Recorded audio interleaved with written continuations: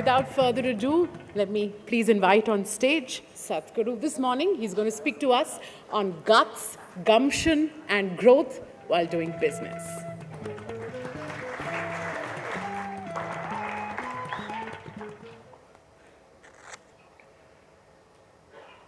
Jananam sukadham maranam karunam milanam maduram smaranam karunam kalavashadiha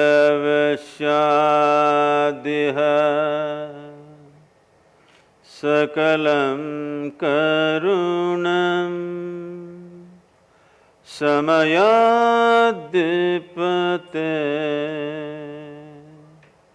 akilam karunam. Good morning everyone.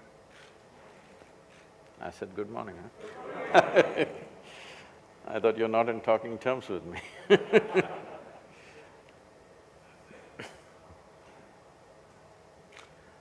When we say growth, growth is not an individual aspiration. It's intrinsic to humanity that we want to grow.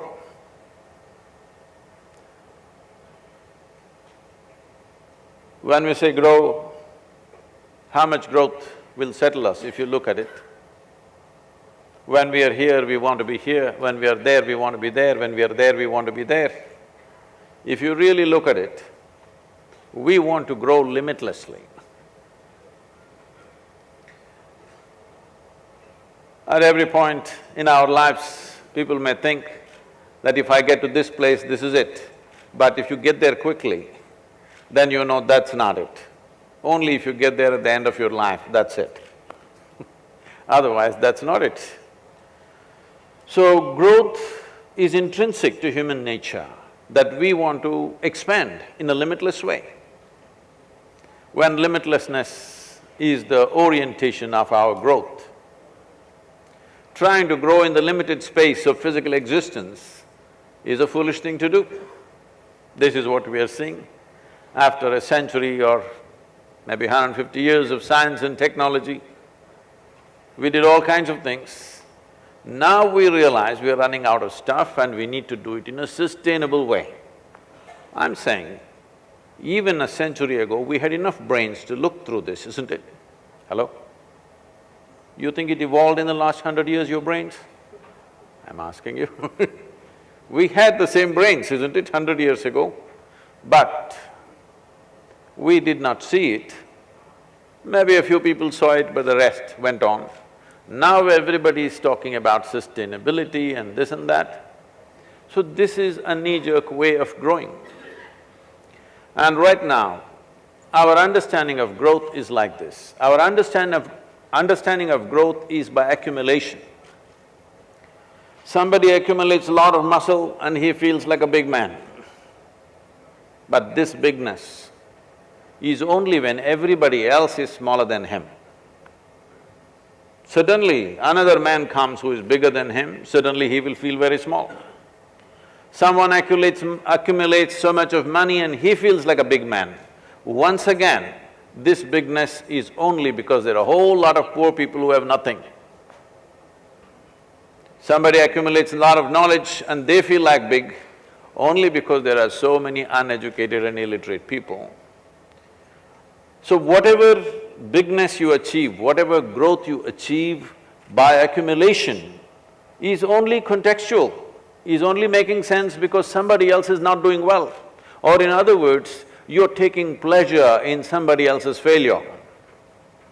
I don't think this is growth, I think it's sickness. If I enjoy somebody else's not doing well, would you call it sickness or growth? I enjoy that. I've eaten well and you have no food to eat, I enjoy this. This is sickness or growth, I'm asking. So if we go for growth only by accumulation, inevitably this is the way we will go. So time has come, if we really want to be sustainable, if we have the guts and the gumption, that we have to look at growth in a multi-directional way. Right now, unfortunately, the whole world is wrapped up. Growth means economic growth and nothing else but that. This has to change because we will regret. Earlier, it took 100 years for us to regret because that was the speed at which we are going. Now at the speed at which we are going, every 15 years we will regret seriously if you're taking the wrong direction because we are going at a certain pace with everything. Well, we want to go to Mars. Good idea. But what will we do there? There also we will go and fight. There also we will go and destroy. Maybe we'll take another 5 centuries to destroy that. But is it not important that we grow in such a way that our growth is not always at the cost of something else? Is it not important to do that now? Isn't this the time to address this issue, that our growth is not essentially always at the cost of something else? Or always about somebody else has not grown as much as I have, that's why I enjoy my growth. If growth is by accumulation, this is the only way humanity will be. One significant thing that we need to change in this world is everybody is trying to up their activity, enhance their activity. If you enhance your activity without enhancing the fundamental life that I am, all that will happen is, right now all the successful people are the most stressed out people on the planet. See, in every way, success is the sweetest thing in human life. Hello? You agree or disagree? You tell me, I'm going to bless you. Success is the sweetest thing in your life or no? Success does not mean just success in profession or business or something. Even if you hit a ball, you want to hit it straight, isn't it so? Small thing or big thing, the purpose of action is success. Nobody performs any action thinking it should not succeed. Small things or big things, when we do something, we want it to succeed. Every step that we take, we want it to be a success. But now, successful people are sending out a message to the world, success is suffering. It's a very wrong message to the youth. The next generation, if they look at your face, all successful people walking like they just walked out of a grave. Yes, they're looking so grave. Now, if the next generation chooses not to go for success, there are already examples, there are already situations like this which happened. In the 60s, in United States, the successful people became so straight-jacketed. Post-World War II, they called themselves baby boomers anyway. They became so straight-jacketed, the youth looked at them and said, we don't want to be like this. They said, it feels better to be on the street corner and smoke pot, at least we're happy. That was the whole philosophy. The whole hippie movement is just in reaction to successful people carrying extra long faces and walking around all over the world. They said, we don't want to be like this, at least we want to laugh, we want to love, we want to be with each other. We don't want to walk around like this, like walking dead. So it's very, very important. Successful people of today have this important responsibility that you send out a message to anybody who looks at you. Success is the sweetest thing, because a society which does not seek success is a down-the-drain society. It's finished. You can as well flush it out. Human beings have to seek success. If they don't seek success in whatever they're doing, what is the purpose of human action? I was just invited to go to the Mastabhishek in the Jain Mastabhishek in Savana-Belugola. So somebody was interviewing me and said, see, Sadhguru, you're talking about all this, about economic well-being and this, see these monks don't want anything, they're just naked and sitting here. I said, you've gotten it all wrong. The monk is far more, super more ambitious than any CEO on the planet. You may be trying for small real estate, he wants it all. To such an extent, he is willing to walk naked on the street to get what he wants. He is super ambitious. It is just that what he is looking for is not in terms of accumulation, that's all. But if he was not looking for anything, is he doing such severe austerity in his life, I'm asking? He wants something very big, much bigger than what you're looking for. Only thing is, his longing to grow is not by accumulation, because what you gather will not enhance you. It will only deceive other people. It doesn't deceive you, isn't it? So it is like you're driving your Maruti car, you do lot of shopping, it feels like a truck after some time, yes? After a shopping trip, your car feels like a truck, isn't it? So lot of things, but then you want to go faster than anybody, and you also saw the Buddha track here. Delhi is the only place in India which has a Formula One track. And you took it out and you want to go fast also. If you get on the Formula One track with your Maruti fully loaded with shopping, five wheels will fly in 5 different directions. Of course, with one wheel you are there. So the most important thing if you want to race on the track is to upgrade the machine, isn't it? Even if you're a great driver, you are driving a machine which is not suited for that kind of activity, you're bound to fall apart. So whether it's business, spiritual process or whatever else we are doing, political activity, whatever, the most important thing is the growth of this piece of life. This piece of life needs to enhance itself. Even if you're not so good driver, even if you're a lousy driver, you have a Ferrari, you look like a great driver, don't you? Hello? You may not be a good driver, but just because you have a great machine, you look like a great driver. So this is important, that this machine is upgraded. There is a whole science and technology to do this. If you do this, one thing that will happen to you is your growth will not be linked to accumulation. This is sustainable growth, for sure. Once our growth is not linked to what we accumulate is only what we can use and nothing more and nothing less, then the world is a fantastic place. Without producing great human beings, we are not going to make a great nation or a great world. We are busy building great machines, great buildings, great roads, great bridges, all this needed, I'm not against that. But is it not most important that we produce great human beings? Hello? Isn't it the most fundamental work? Unfortunately, as a generation of people or in the last few generations, we've completely ignored this. Great human beings have happened out of their own accord or some situations have shaped them. But very few individuals working in a scientific manner to produce a significant human being.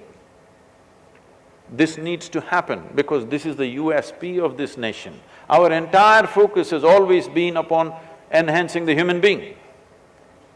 It is not about enhancing everything else except the human being. Enhancing the human being makes this human being's life fantastic, and when this human being is feeling fantastic, naturally he will do wonderful things. Have you noticed about yourself, one day you're feeling really wonderful, that day how nice and sweet and wonderful you are to everybody and everything around you? Is that so? See, if you're trying to prove you're the yogi here,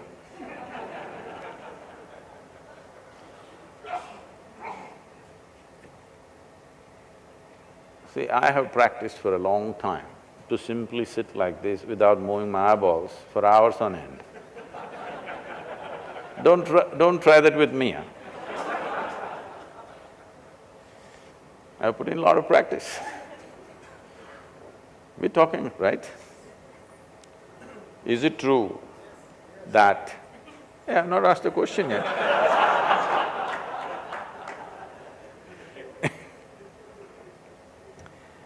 Is it true that you are a piece of life fundamentally? And is it true that you have a limited amount of time and energy that you call as life? Huh? Right now, since you came and sat here, you're 30 minutes closer to your grave. That's a reality. Yes or no? Hello? So time is always running out like this. So the only thing you can manage to enhance this life is, because time, whether you are active or lazy, sleeping or awake, do whatever, this or that, time is rolling for all of us at the same pace. There's no such thing as time management. People are trying to manage time. What will you do? You'll hold the clock, is it? You cannot do time management. You can enhance your energies in such a way, what somebody does in 10 years, you do it in 1 year. That's all you can do. You can only… Maruti car does 100 kilometers in this much time, means you get a Ferrari so that you do it in half the time, isn't it so?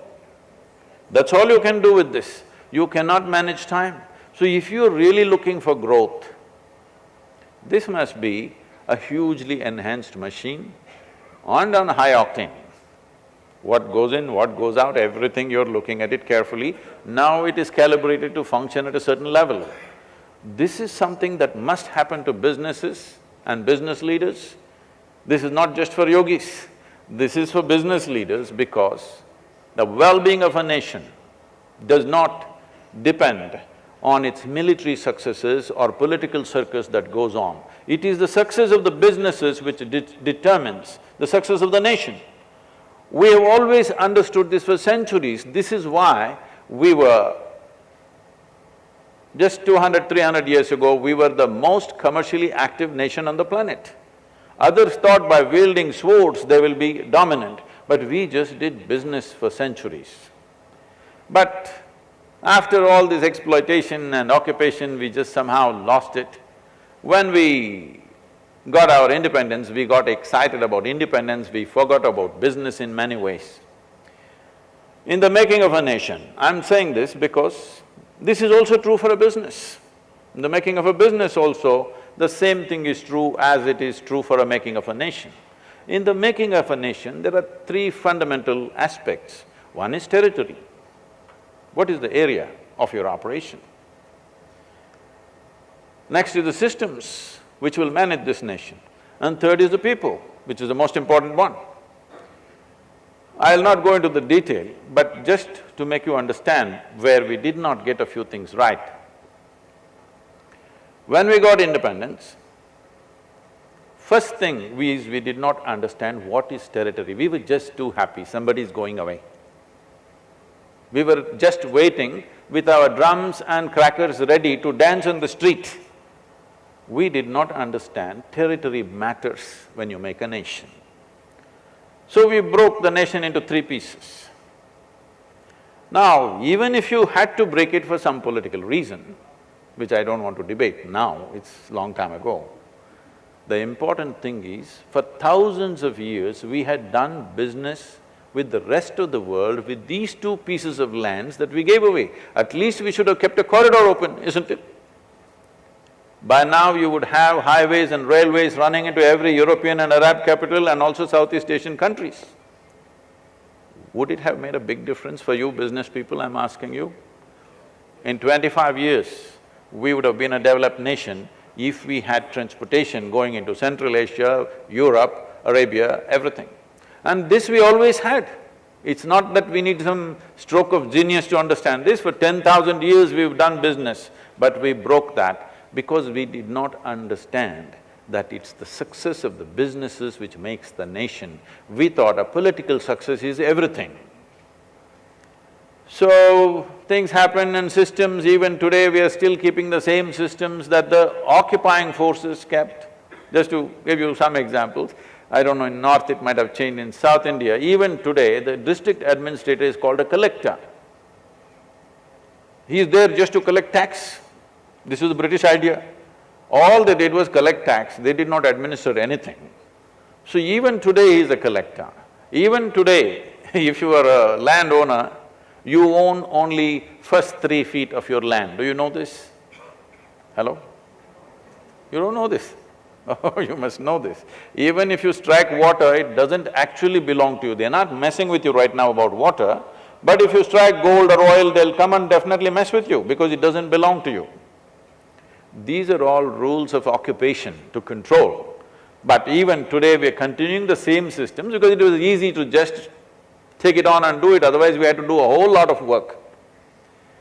And about the people, in terms of nourishment, education, and above all, the inner enhancement of the human being, because this is the only culture, when you talk about history, you talk about sages and saints.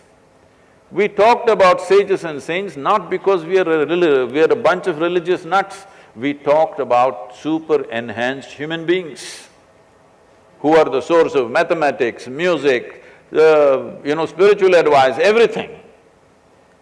But we forgot that our fundamental thing is we have tools for transformation, and we forgot that we have to bring in systems for a free India, and we forgot that territory matters because nation means territory in a fundamental way. We are like, you're very serious, huh? Can I tell you a joke? Hello? No, I'm asking you because, I was speaking at the Princeton University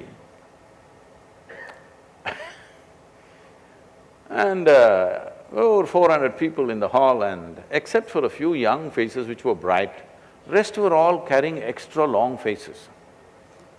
I just looked at them and thought, university, maybe it's the weight of knowledge which is pulling them down like this. Then if I tell them a joke, they agree with me.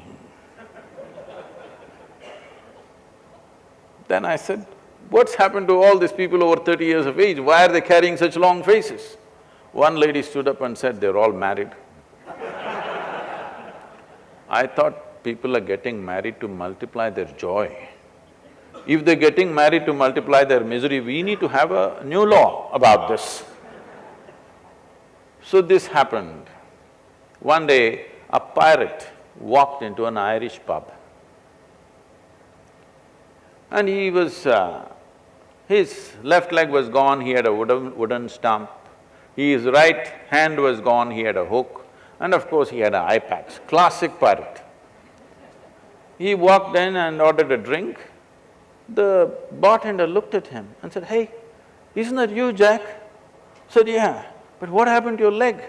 That bloody Her Majesty's cannons, they just blew my leg away, but no problem, our ship's carpenter fixed me up quite good, I can even dance. Then he served one drink and then, "But what happened to your hand?" We were just having a fight, some fools don't know a sword should hit the sword, he hit my hand and… but no problem, our blacksmith fixed me up quite good, this hook actually works better than the hand. Then he served one more drink and asked him, "But what about your eye?" He said, "In the night I was just looking at the stars to guide the ship and the bird poo hit me." "But come on, bird poo won't take away your eyeball." He said, "No, I was just new to the hook, We were new to freedom and we cut ourselves up into pieces, we did all kinds of things. So first 50 years went into survival mode, doing all kinds of desperate things to survive. Last 25 years, we have been into developmental mode. Now we are looking at a sustainable mode of growth. In this, the most significant role is not for the politics, but it's for the business, that this becomes a sustainable growth.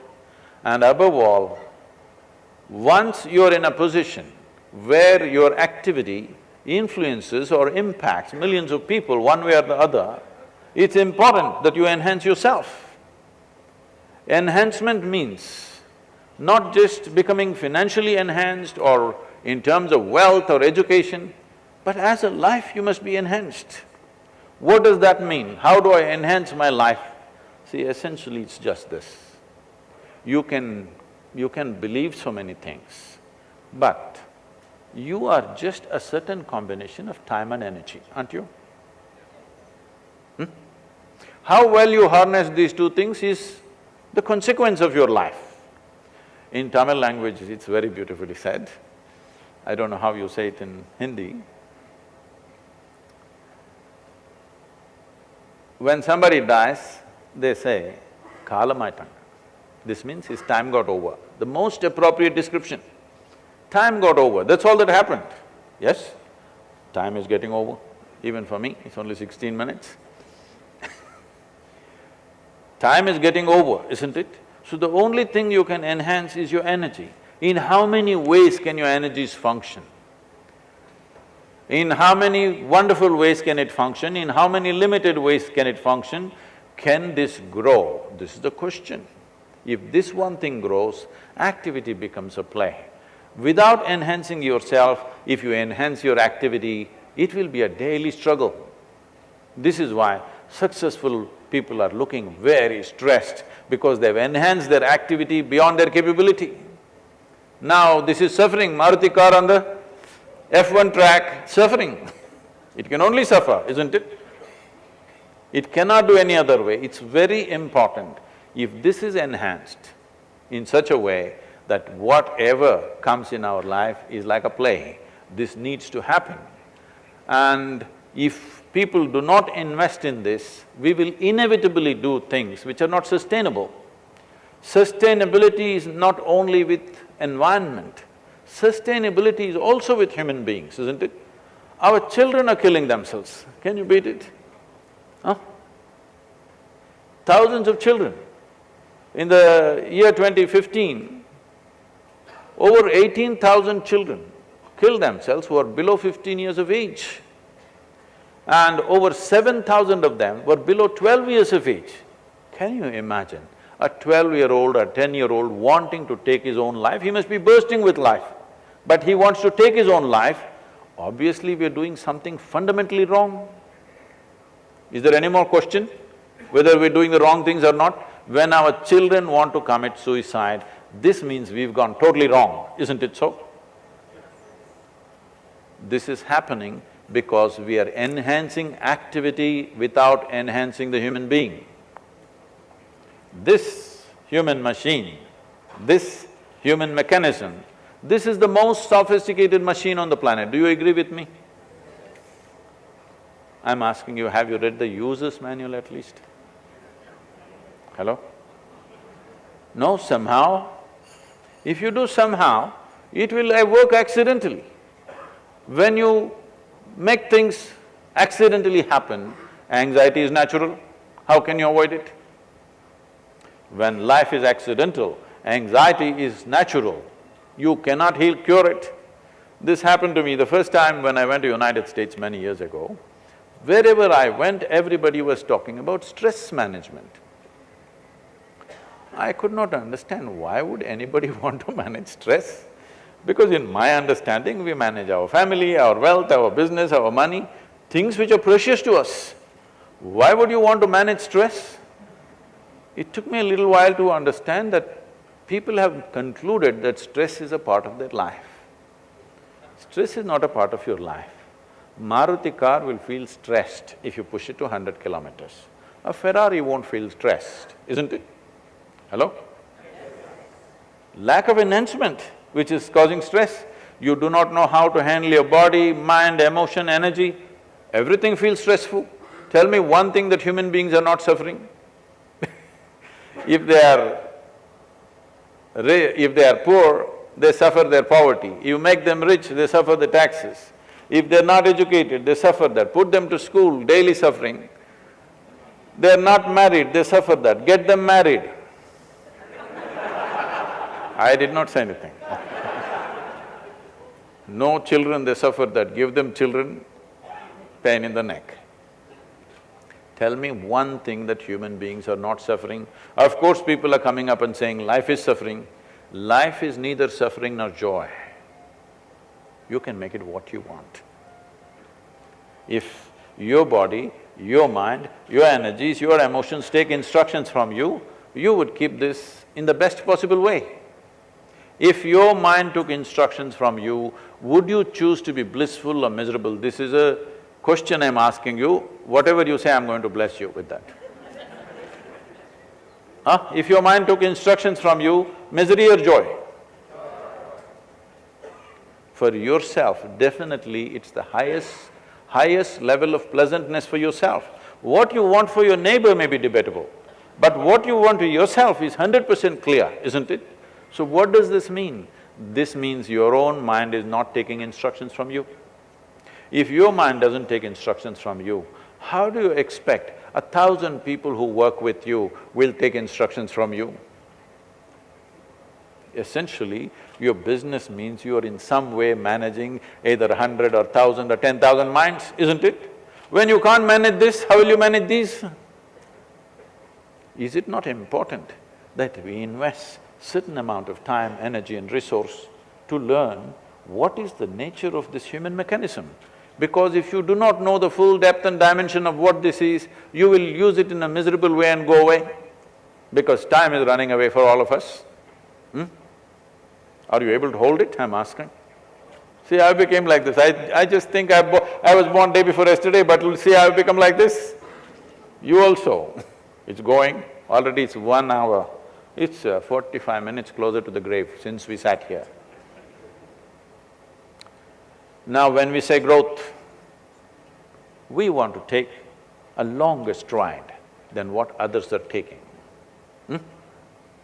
When you take a longer stride, somebody will say this is risk. When everybody is beginning to take longer stride, you want to jump a bit. When you jump, they say this is weird. When everybody starts getting weird, you want to jump over an unknown terrain. Then they say, this is a crazy leap. And of course, there is a fatal leap also, we will come to that later. But essentially, you want to take a stride larger than what everybody else is taking. In a way, growth means you're largely on one foot.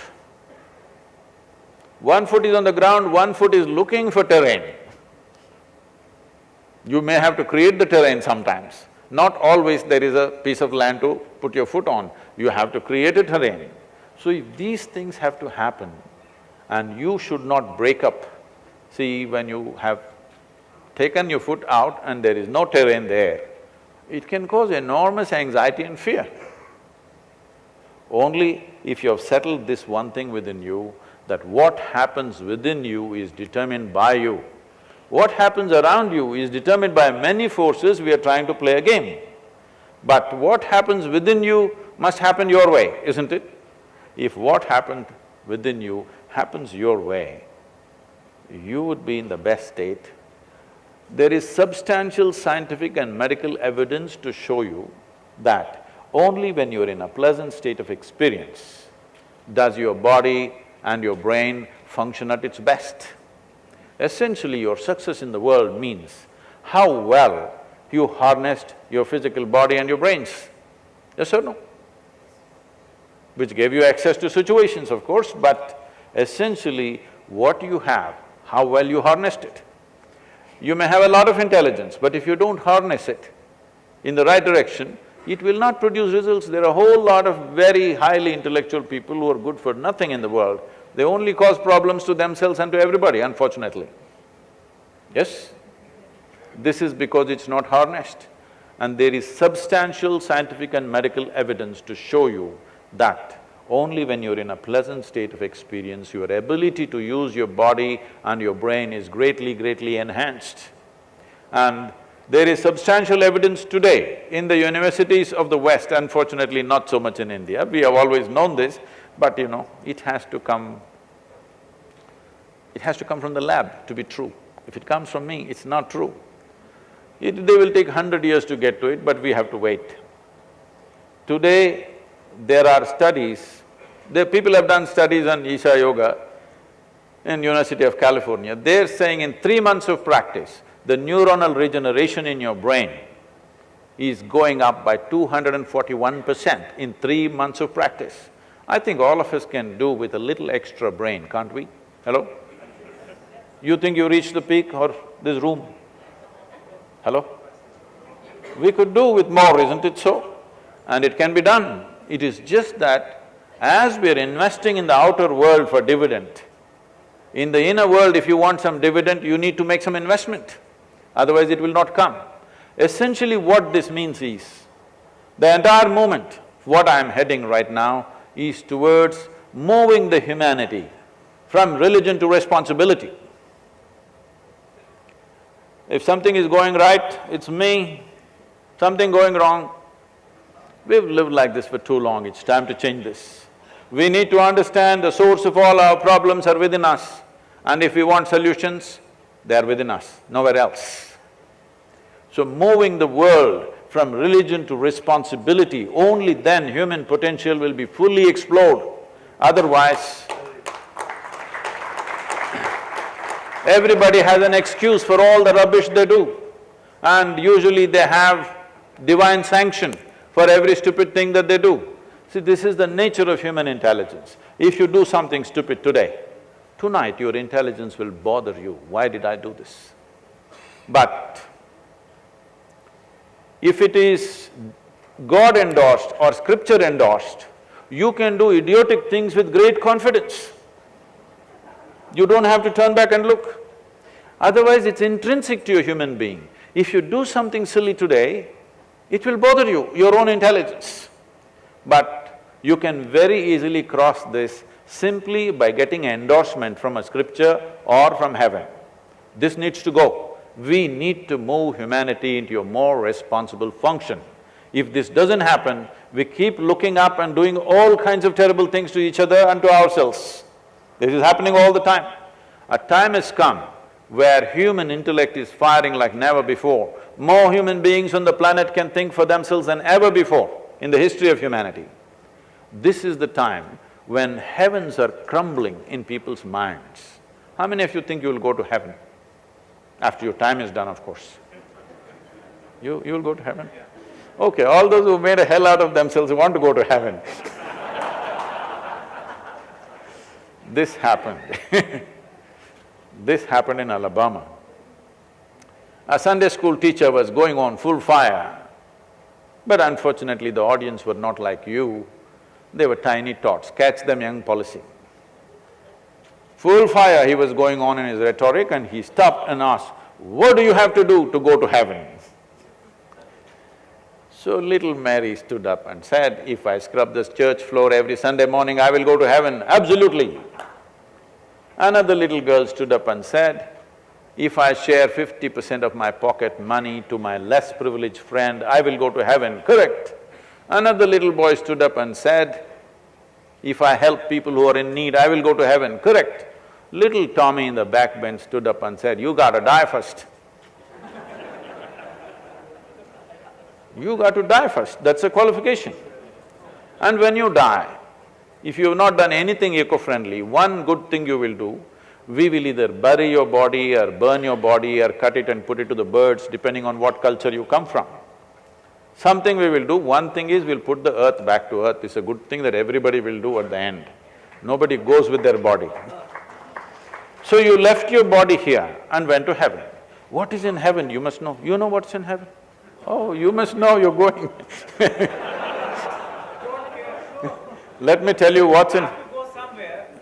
No, I will tell you what is there in heaven. In Hindu heaven, food is good. If you are a foodie, that's where you go. In another place, there are white-gowned ladies floating around in the clouds. If you like that kind of ambience, you go there. In another place, you will encounter virgin problems. If that's what you're looking for, that's where you go. But one thing is, you left your body here and went to heaven.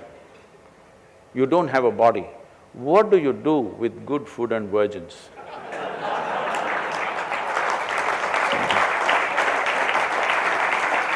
It is time we move this humanity from religion to responsibility. I want all of you with it. Thank you very much.